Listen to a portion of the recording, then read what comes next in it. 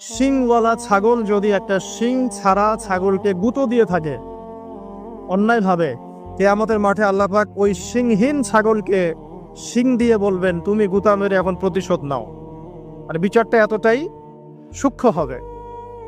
এরপর আল্লাহ পাক মৃত্যুকে হাজির করবেন একটা প্রাণীর রূপে, একটা পশু, একটা প্রাণীর রূপে মৃত্যুকে ডেকে আনা হবে এবং একে জবাই করে দেওয়া হবে, মানে মৃত্যুকেও মৃত্যুবরণ করতে হবে।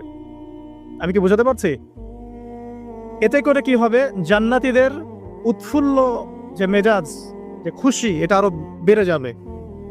কারণ তারা বুঝতে পারবে যে এরপরে আর কোনো মৃত্যু নাই, আমরা অনন্তকাল জান্নাতে থাকবো ইনশাআল্লাহ। আর যারা জাহান্নামী, তাদের আক্ষেপ, দুঃখ, কষ্ট, যন্ত্রণা আরো বেড়ে যাবে। কারণ তারা বুঝতে পারবে, কাশ যদি মৃত্যু হতো, জাহান্নামে আযাব ভোগ করে মরে যেতাম, মাটি হয়ে যেতাম। সূরা নাবার শেষের দিকে পড়ে দেখবেন, ইয়া লাইতানি কুনতু তুরাবা, হায় আমি যদি আজকে মাটি হয়ে যেতাম। ঠিক আছে?